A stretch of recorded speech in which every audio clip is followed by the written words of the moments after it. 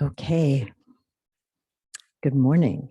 Today's sermon, good morning, is on the challenges and victories in labor justice. And our returning guest speaker is William Steiner, whose expertise includes labor employment laws. The first Gathering music video was Wake Up Everybody, sung by John Legend, Melanie Fiona, and Common. Many take for granted the best of working conditions, like an 8-hour workday, breaks during the day, paid overtime, and so much more. But these working conditions did not come about because of an employer's kindness to their employees. They are thanks to the unions. And as the video asks, please wake up everybody. We have so many changes in labor laws, the right to work laws that are really the right to go without a living wage and more. But our future generations need to support workers and our unions and vote for politicians who support unions. And the second very short video, I know here we didn't really get the sound, and I don't know if you guys on Zoom heard the sound, but at least you got the visuals. And that's just a little bit of a tribute to May Day, which is International Workers' Day, and that's today, May 1st. And I found out that also, and I'm not too sure how this started, but Pam was telling me that on the 1st of the month, so today, if you want to have good luck, you say rabbit, rabbit. So I would offer everybody here and on Zoom to please say rabbit, rabbit. And now, because those weren't the first words that we spoke today, we've got to say it again for good luck. Rabbit, rabbit, rabbit. Rabbit. Thank you. I hope I get extra good luck because now that's the 4th time I've said it. So. Yeah. Welcome to all. Oh, I already said that. Yeah, I'm Rachel Daniels. This is another hybrid service in Unitarian Universalism. And I go through this because even though we all know this stuff, we do post these recordings. And since we post them, that's why we talk a little bit about what Unitarian Universalism is, so that the 10 viewers that may view the sermon, in case they don't know what's going on, they will know what Unitarian Universalism is about. So here we accept you for who and what you are. We recognize that each one of us is on our own unique spiritual journey, and yet we come together. No matter who you love, your age, the color of your skin, your immigration or economic status, you are loved for who you are. This is a safe place to stand out, stand up, and change your mind. Our main doctrine is love. We have 7 principles that we affirm and promote, and which we hold as strong values and moral guides. And so today's sermon, I think, focuses on our first 2 principles: the inherent worth and dignity of every person. For example, everyone should get a living wage, no matter what your gender is, no matter your race, no matter who you love, we all deserve a living wage. And second principle, justice, equity, and compassion in human relations. And of course, this includes the workplace.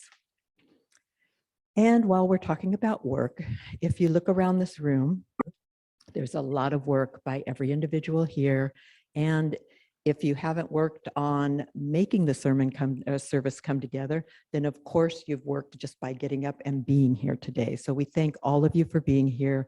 We thank the people that made the coffee, put the room together, went and scheduled our speakers, posted things on Facebook, kept our books together, and paid people that come and speak to us, and keeps our doors open by making payments.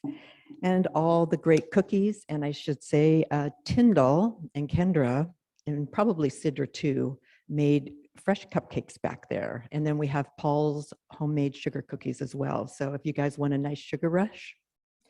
Oh, and the coffee's killer today. It's just delicious.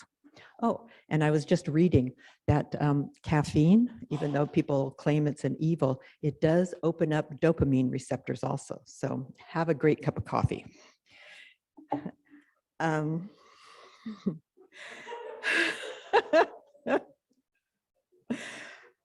Okay, we have a slide. Our next slide is going to show our upcoming services.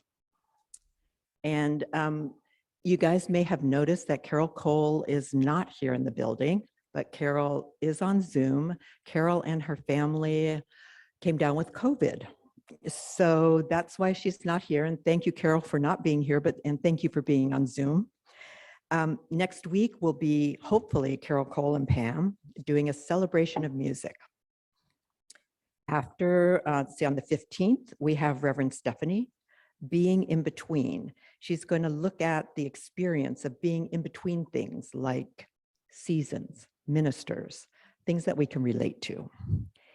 Then we have our Social Justice Sunday on May 22nd, and that will be a look at OC jails. And we have Terry LePage, a UCC minister, and he's going to be talking about the food issues in the Orange County jails, as well as I think it also relates to a bit of faith and how we can help those and what they're going through in our Orange County jails. Then on the last Sunday of this month, we have Reverend Raina back looking at the choices on the UU road we travel. And she'll look at those moments in life where we could have chosen a different path. And it'll be a morning of reflection on the roads not taken. And as I was reading this, you know, we have a Zoom at noon discussion group. And I thought, wow, I wonder if Candy likes this one for a topic, if we ever get around to our topic. So anyway, it sounded very interesting, a reflection on the roads that we didn't take. And then on the last, on the first Sunday in June, we're going to have Reverend James Ford here. And as I mentioned before, our returning guest speaker is Bill Steiner. He's a practicing attorney, and we're very grateful Bill is joining us today. His law practice emphasizes employment law, including class actions, personal injury, and civil rights cases. Bill has been an active supporter of the Orange County Interfaith Committee to aid farm workers, I think since back in the 1970s. Bill is fluent in Spanish and was previously the LA legal director for the Mexican American Legal Defense and Educational Fund. Bill will be giving us a much needed update on labor issues as we celebrate International Workers' Day. Now, before we light our chalice, and since we're talking about workers and labor and such, I was wondering if you guys would mind participating in a really quick survey. Just what was your first job? And which state? And do you remember your wage? And I thought maybe we would start on Zoom. And I don't know, Don, would you mind going first? And we'll keep it really brief. Good morning, everybody. My first job was I was a stock clerk, cashier, and bag boy at a grocery store that was owned by my father and started by my father back in 1985. I was 11 years old, and it was in Huntsville, Alabama. It was called Garden Cove Produce Center. Imagine Whole Foods, around the same time Whole Foods started. But I made $3.35 an hour, and I remember I bought a book at the used bookstore next door with my first little paycheck. Is one of the things I spent some of the money on.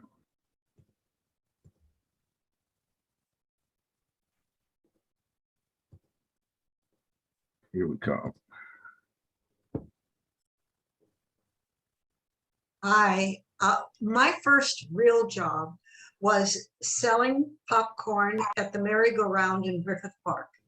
And I think I probably got about, it's hard to remember, maybe 50 cents an hour and all the popcorn I could eat. Thank you.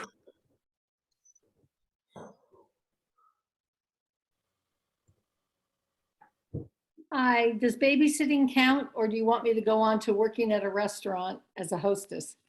Okay. I think I worked, this is probably like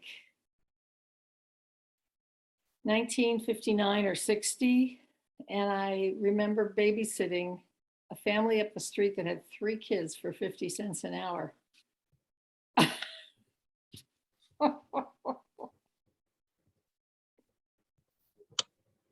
Hi, everyone. I actually spent a lot of time taking private lessons. So I was running around, my parents were running around. So my actual first job was at the beginning of my sophomore year of college. And guess what?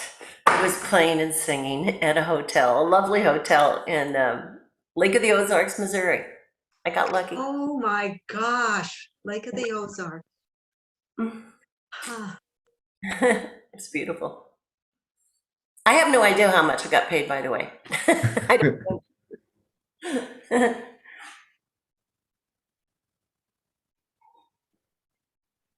My first job was, I think I was in high school, although maybe 8th grade, working for a caterer.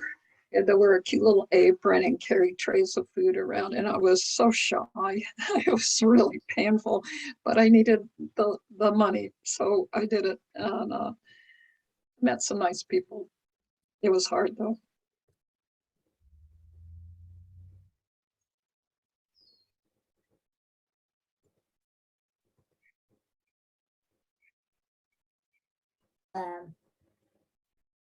I worked, Jean, I Great. worked Thank you. as Not a, here in the sanctuary. Cindy, I worked at. you got to do it with the iPad. Go ahead, Jean. Jeez. Hi, I worked at a grocery store, Saturdays for $5 a day. And then I also worked at a grill, cooking hamburgers and breakfast things on the grill. And there were a lot of construction workers that would come in, and they called me Speedy because I was so slow. But until I was learning all this stuff. But I made $3 a day. This was in the early 50s. Yes. And I was glad to have that money too, because things were much less expensive than they are now.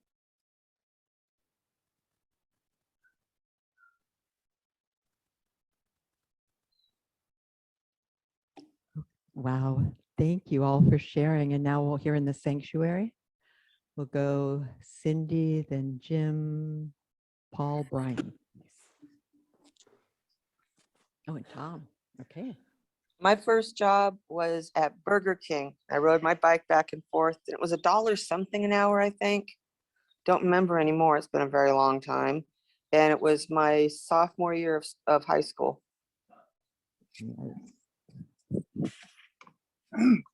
My first job was at a kiddie ride, putting kids on the rides in Sunland Park. 75 cents an hour, but I had a car in those days and the gas was 25 cents an hour, so I was making money. Think as long as you're there, right? Yeah. So I thought I was rich because in high school I went and worked as a dishwasher at the hospital kitchen and I got $1.85 an hour. And I was like, whoa, what to do with all that money?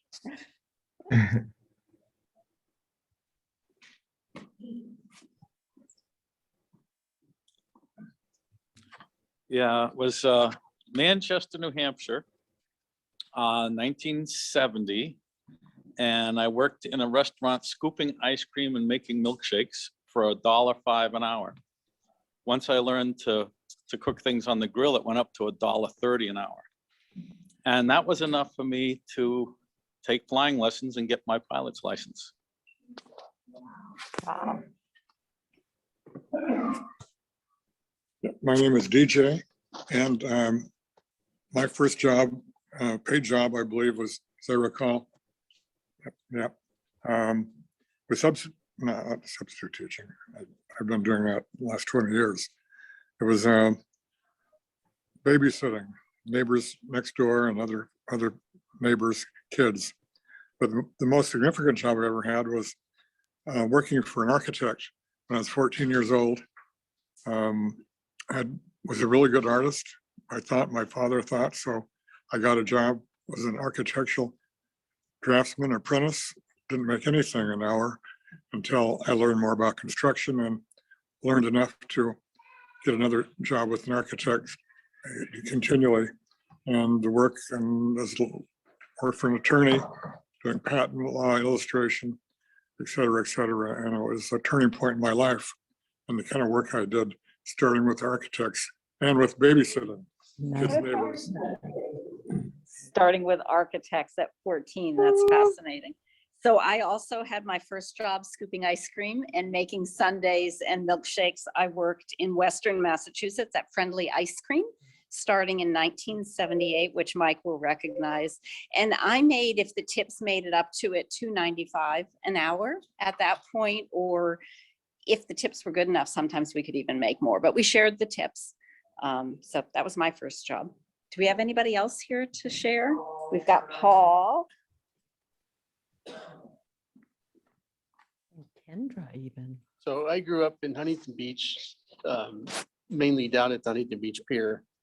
And I got my first job it's called Pasha Liquor, and it's still there till this day. And I don't ever remember getting paid. My boss, at closing, he'd fill up his bags with the, everyone remembers the little cocktails in the can. And he used to pay me in pot. And by the way, it was really good pot. I see Brian. Okay. Hi. My first job was in Long Beach, California at the Crown Cafeteria. Because of child labor laws, 1938, I could only work 20 hours. And I loved that job. It was great. And I made $1.05 an hour, $36.36 for 40 hours. Nice. Oh, Paul. My first job was at the age of about 14. At that time, I would cut lawns on the neighborhood places, and I'd get maybe $1.50 to $2. And after I got out of college, my first job was in the Navy. It was the best 3 years I ever spent, going from here, San Diego, to Hawaii, to China, Wow. to South America, and finally to the Atlantic Ocean. And during that time, I have no idea what kind of money I spent, but it was easy to spend at that time. So it was a very great privilege to be able to spend those 3 years in the service.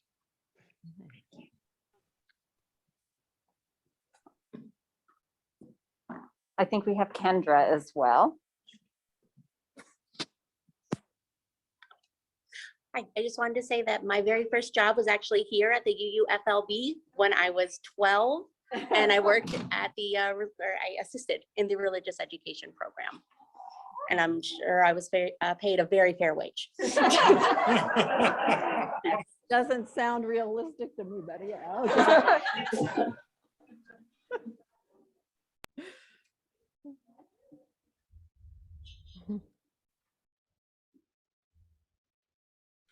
Many thanks to all for sharing.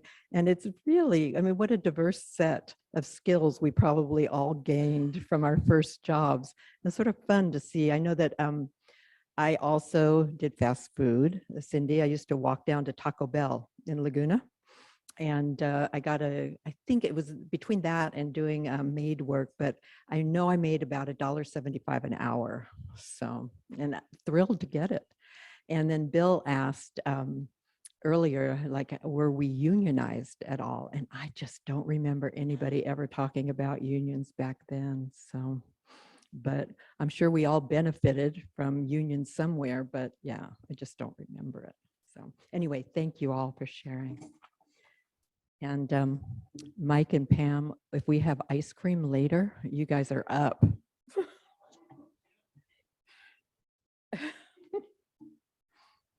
And then for everybody that's here in the sanctuary, make sure your cell phones are off, please.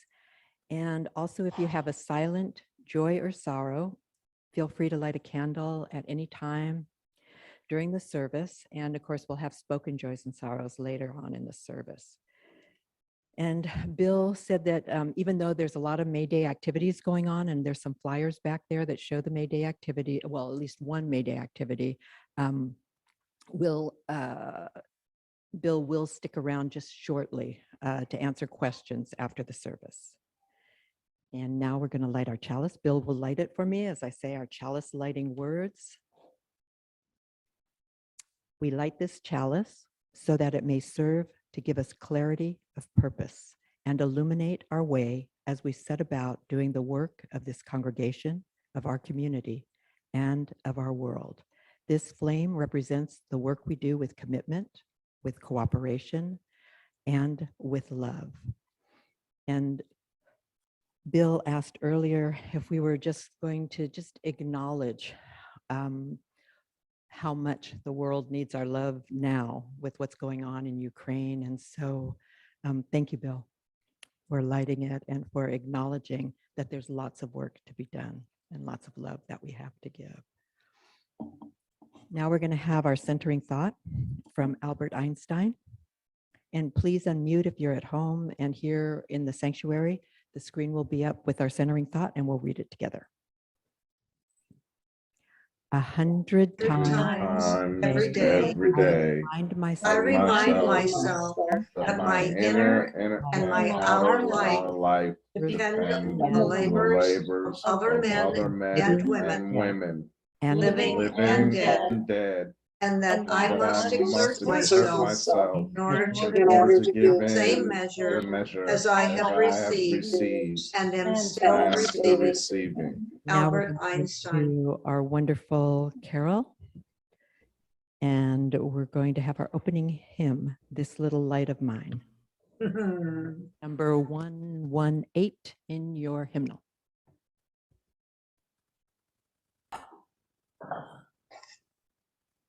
Good morning. Morning.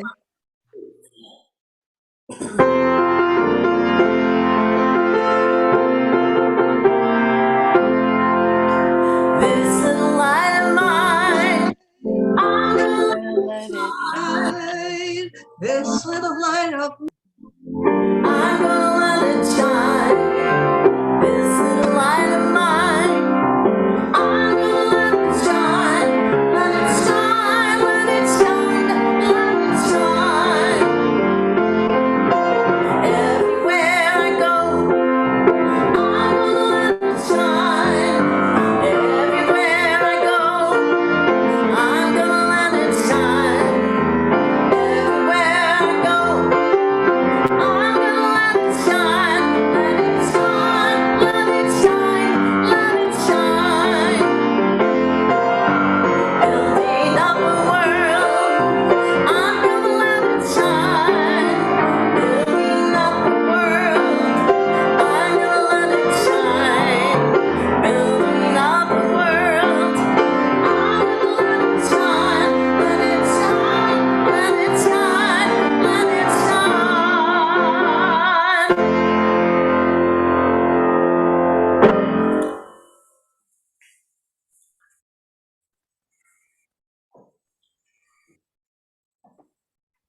Thank you, Carol.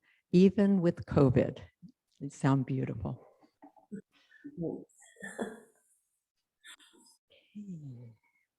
Now we have our unison affirmation.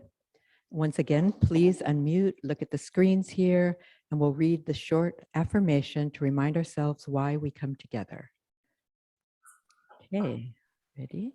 Love is the It's the spirit spirit of of his his fellowship, and and service is its law. law. law.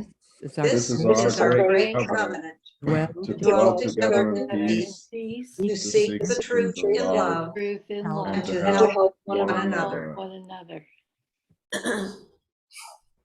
Now we're going to pause our recording.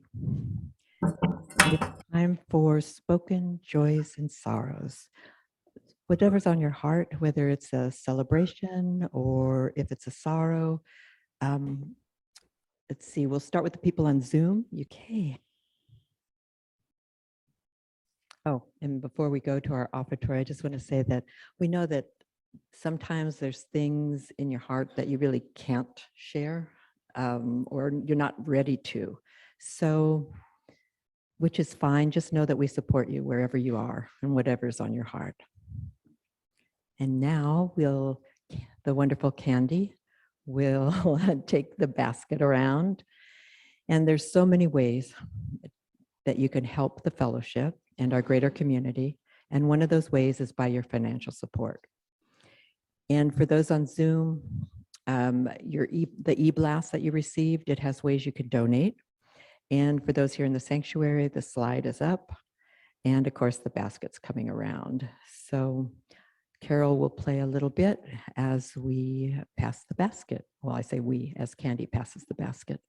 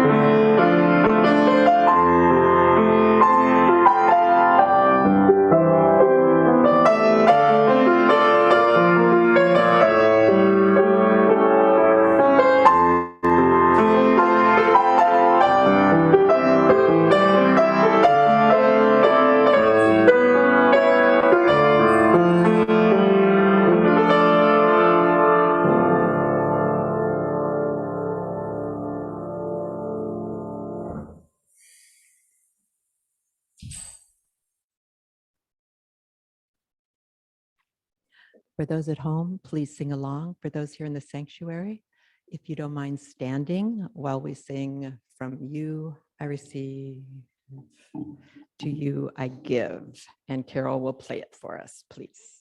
Okay.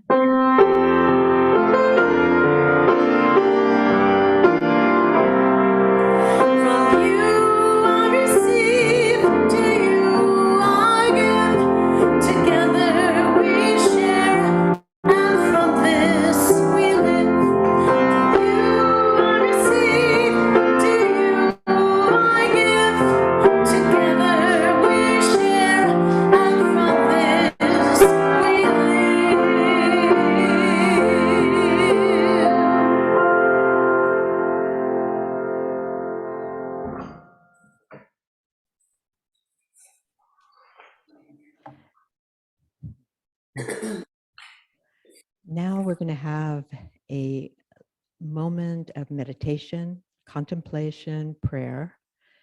And there's a joy in being alive and being here. For those on Zoom and everyone here in the sanctuary, I'd ask if you can put your arms out in front of you and just stretch. And if you're at home, please do the same. Then take your arms and cross and give yourselves a nice COVID-safe hug. And we'll just think how wonderful it is to be alive and just breathe. You can let the hug go whenever you like. Close your eyes, just breathe a moment. And Carol will play us out of our moment of silence.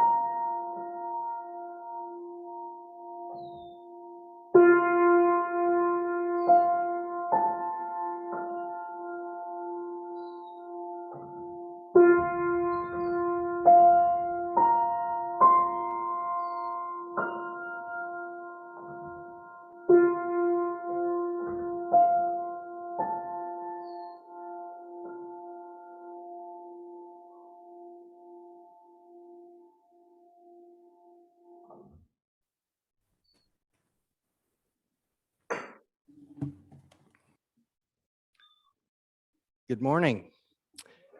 And thank you, Rachel, for mentioning those first two principles of Unitarian Universalism, the inherent worth and dignity of every person, and second, the justice, equity, and compassion in human relations. I firmly believe they are the core of labor, organized labor, and the world labor movement that we're celebrating today on International Workers' Day. My first exposure to labor unions was in my junior year in high school. I have a personal anecdote that I want to share in harmony with the introduction or the sharing that we had a few minutes ago about everybody's first job. This is about my first job. But before I share that anecdote, I do want to thank you all for inviting me again as a speaker on labor and justice, social justice issues. I always enjoy coming here. The last time I was here was August of 2020. Actually, that was a Zoom. And I'm happy to say that my prediction was correct for the November election. And that is that Americans would stand firm for both human rights and workers' rights. And that's what we're talking about today. But let me say that something you probably are all aware of, we're lucky to be able to celebrate 2 Labor Days in our country. The first Labor Day was in commemoration of the Haymarket Affair in Chicago in 1886. And that was our Labor Day up until President Grover Cleveland made the official Labor Day the first Monday in September. So we're lucky, and I was happy to see that when I Googled International Labor Day yesterday, I saw that it's being celebrated in many cities in California, as well as cities all over the world.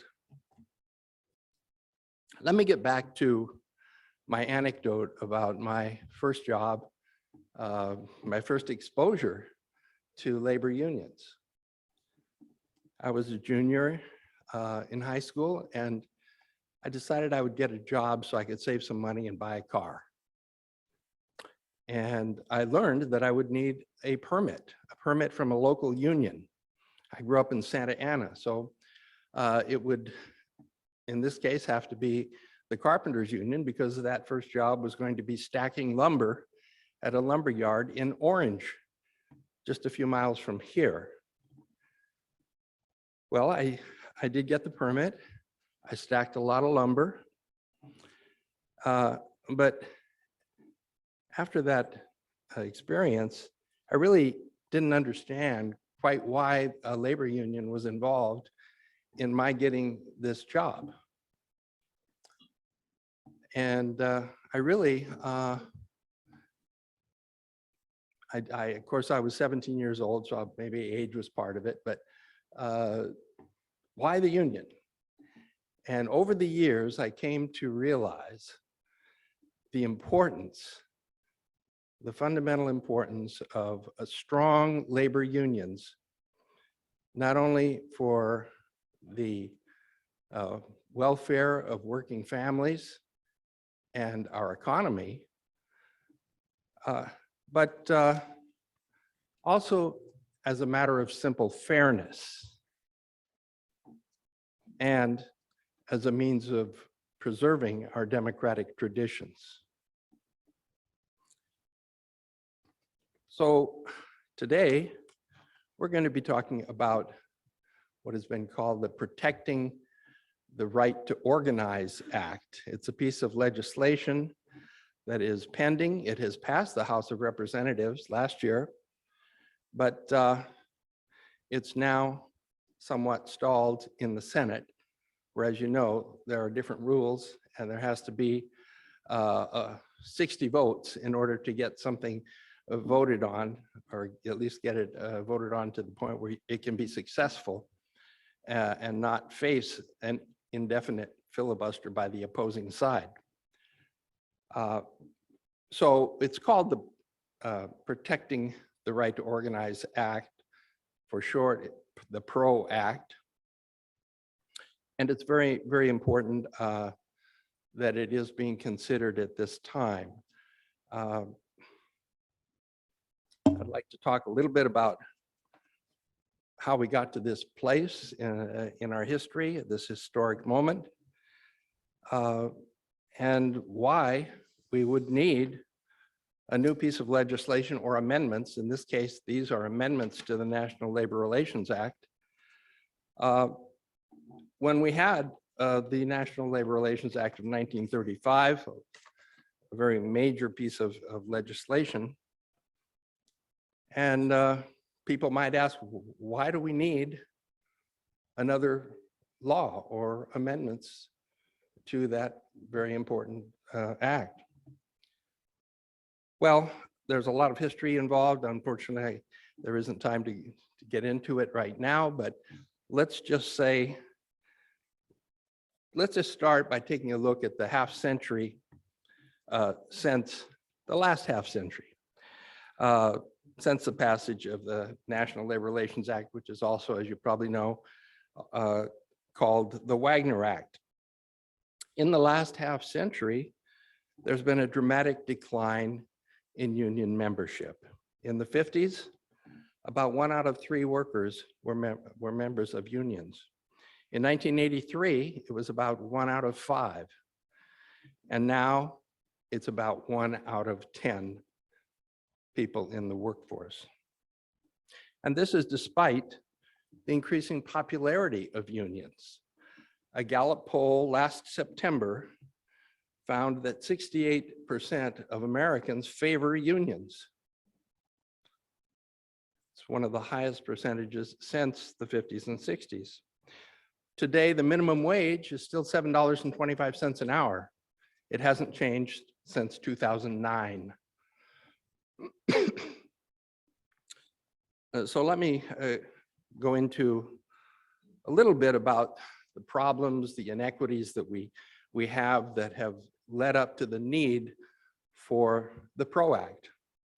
And I'm going to start by talking a little bit about an organization that has done a very exhaustive study of conditions that in the workplace, and particularly the right to have union elections without undue interference from the employer.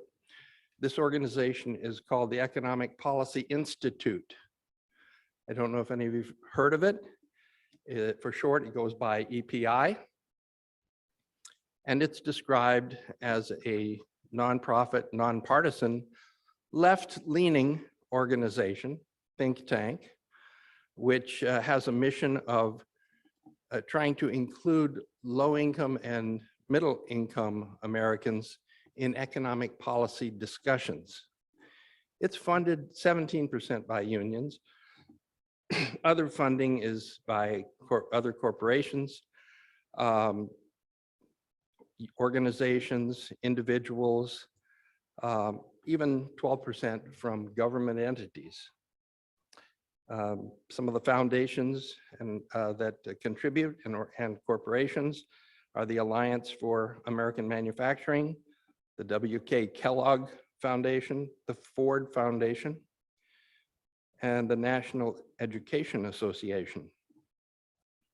Now, on December 11th, 2019, EPI published a study based on National Labor Relations Board records and legally required disclosures by union avoidance consultants hired by employers to discourage employees from voting for a union.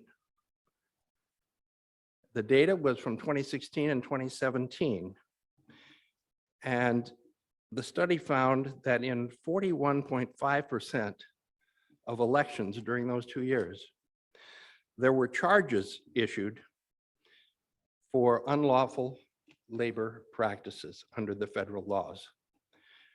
And when I say charges, The attorneys in the NLRB could be considered prosecutors.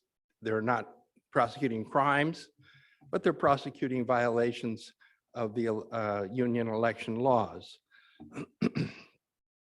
And we never hear about penalties or discipline meted out to employers or their representatives who have violated these important laws dealing with union elections. Why? Because there are no penalties. So again, we're talking about the PRO Act, and I'll be getting into its importance and how it might start to remedy this and try to discourage this kind of illegal conduct. There's really no incentive for an employer to follow the law. In fact, they have an incentive to violate the law, because if there is a union elected and the employer has to face a process of collective bargaining with the union over wages, benefits, this will be very expensive for the employer. So there's the incentive to violate the law. I'm not suggesting that all or even a majority of employers are culprits, but there are enough. These kinds of violations are frequent enough that there definitely has to be something done to level the playing field between the employees and the employers when it comes to union elections and the union campaign leading up to the election. There were some interesting findings in this study by EPI. It found that I think I mentioned this already, 41.5% of elections, there were violations of some law. In 20 to 30% of elections, a worker was fired for union activity. In about 30% of those elections, there was some kind of discipline to the employee for supporting the union.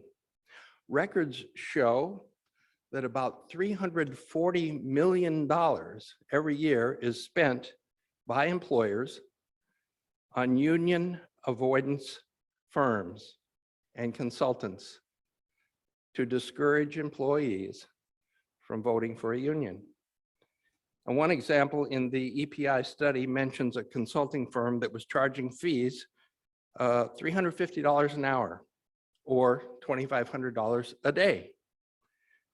And the advertisement by that firm stated, quote, and this is speaking to the employer as an advertisement, quote, "Let us show you how not only to win your election, but also teach your staff advanced techniques for union avoidance to ensure your company never goes through a union election again," end quote. That was the advertisement. And so that's what we've been up against, those of us who believe in labor unions.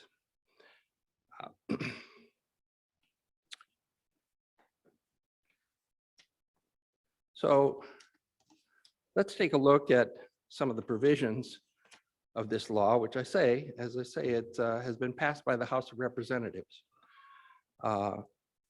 And there's a struggle going on to see if we can get enough votes so that it will also pass the Senate. So some of the key reforms are as follows. State right to work laws would be overridden. This legislation would allow employers and unions to enter into fair share agreements in which employees, even if they're not in the union would pay fair share fees to unions, because by law, unions must represent all employees at the company, even if they're not in the union. And otherwise, unions would be forced to give their services without compensation.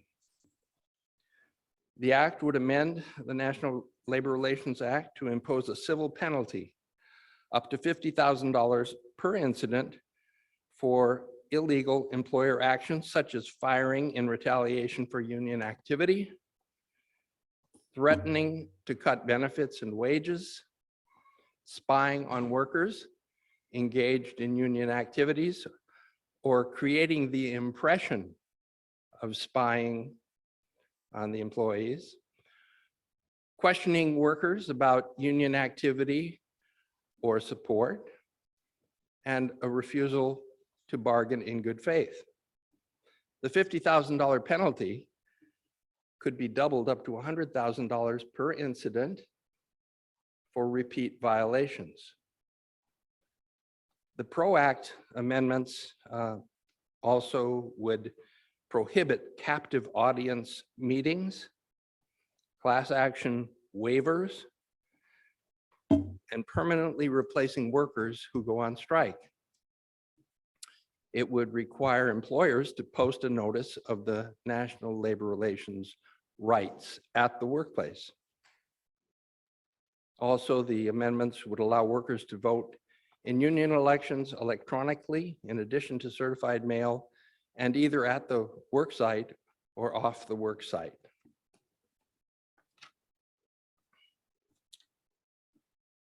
The PRO Act would prevent employers from misclassifying workers as independent contractors by instituting what's known as the ABC test to determine an employee's status, either employee or independent contractor, but this would only be for the purpose of the union elections under the National Labor Relations Act. It wouldn't substitute state law. It's only for a defined purpose. And there's some misunderstanding about that, I think, out there in the community and even among employers.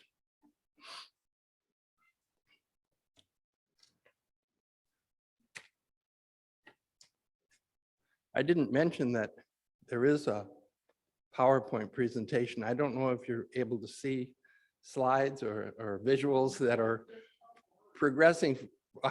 If they aren't, that's okay, but if they are, I'm not able to describe what's in each one of them just because of the shortness of time, but I pause. Oh, that's all right. It's, you know, it's honestly not that important. The visuals on this are people holding up banners, International Workers' Day, that kind of thing. So I think there was a Pinocchio one. I'll tell you about that one. There's one. Reminder that human rights are where. There's the Pinocchio one. You're gonna like this one.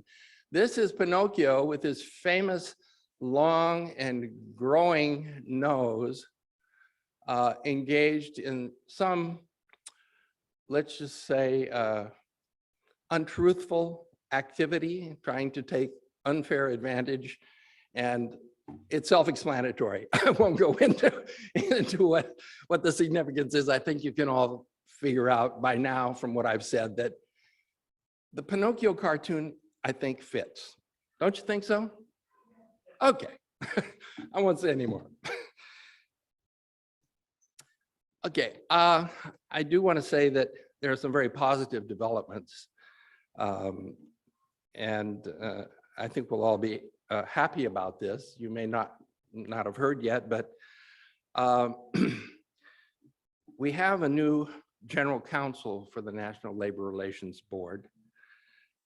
That is General Counsel Jennifer Abruzzo. I'm going to tell you a little bit about what she is doing in order to correct some of these inequities. She's made some proposals. And before I do that, probably most importantly, a positive development is the resurgence in union organizing activity.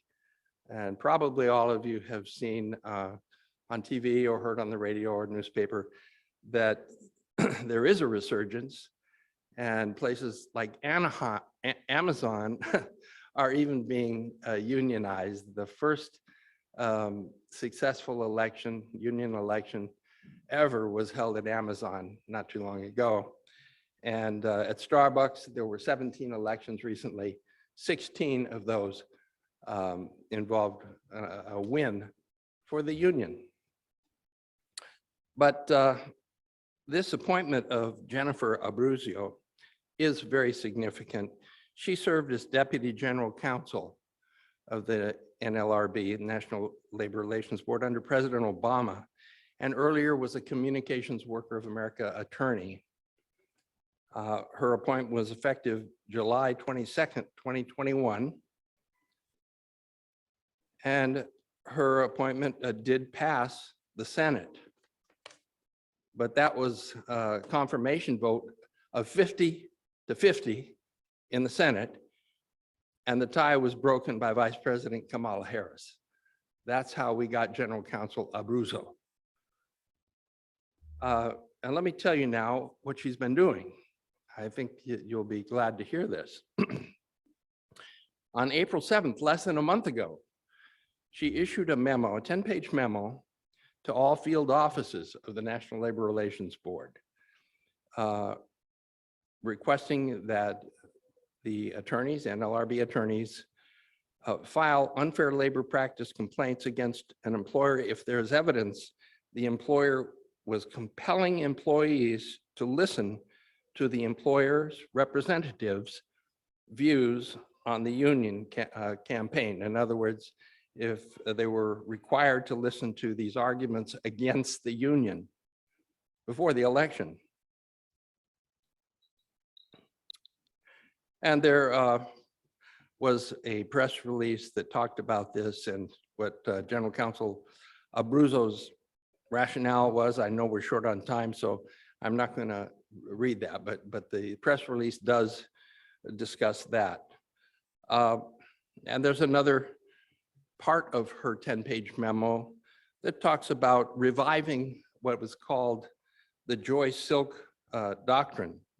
That was a National Labor Relations Board decision in 1949. And she believes, and organized labor believes, that it really should be revived. It provides that it has to do with the duty of an employer to recognize a union after an election and to bargain with that union.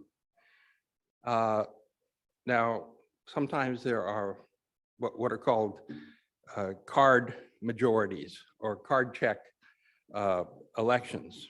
Rather than the secret ballot election, there sometimes are cards. And I mention that because I'm going to give you a quote from General Counsel Abruzzo's memo to all the district offices of the NLRB, explaining what she believes should be the rule, and she's going to pursue this.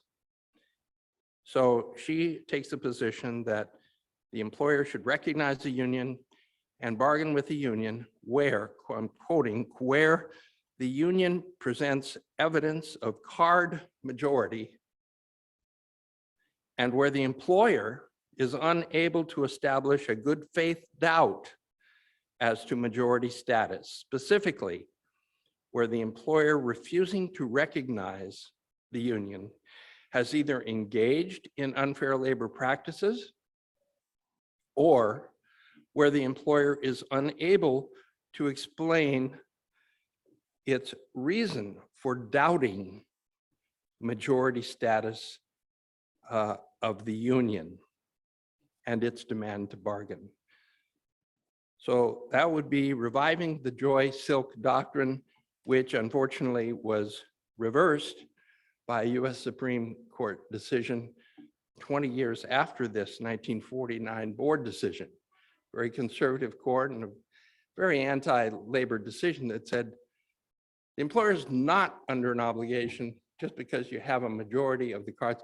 It's not under an obligation to bargain it doesn't have to recognize those cards.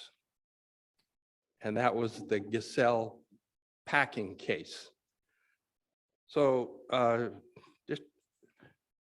General Counsel Abruzzo is going after that Giselle decision. And you can see that she's looking at fairness, and really that's what all this is about. It's about fairness.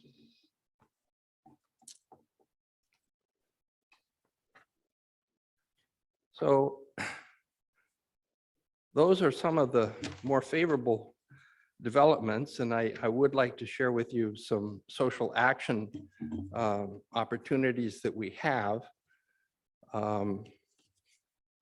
And there are several of them.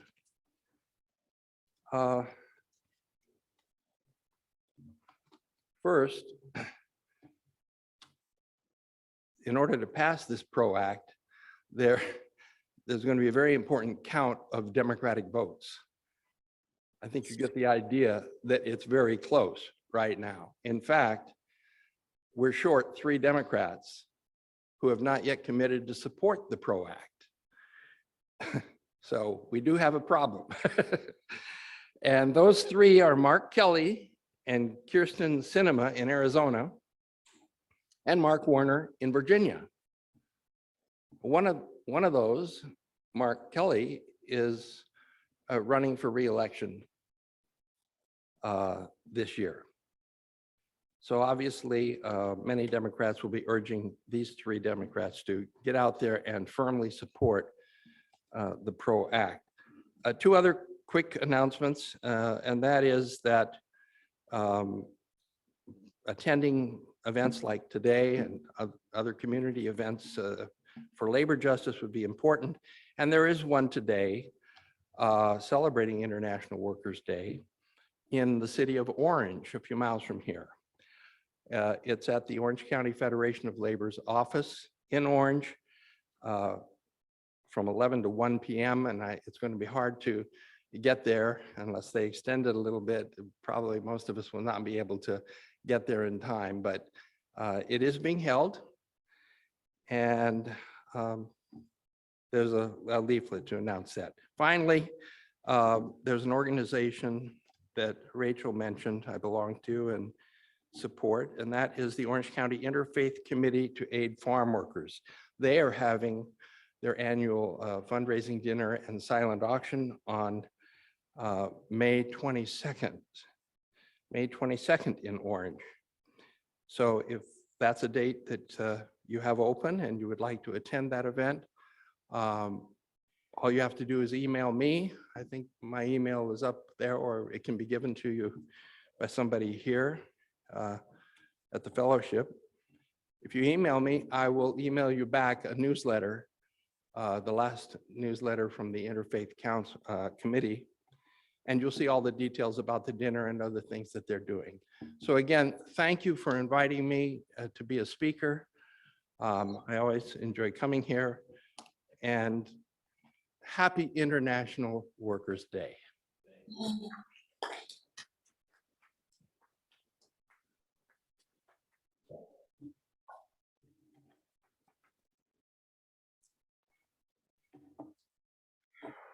Thank you, Bill. And remember, get active.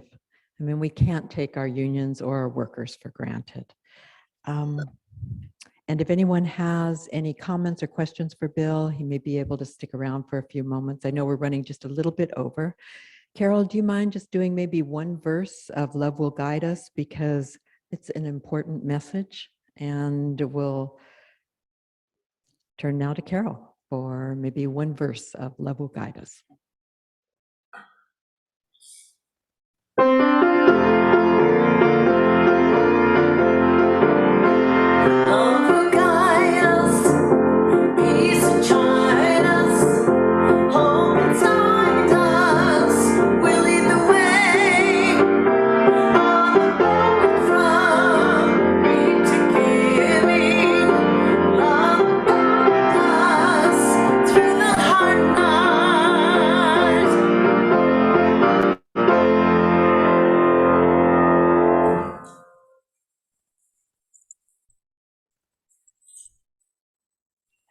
Thank you, Carol.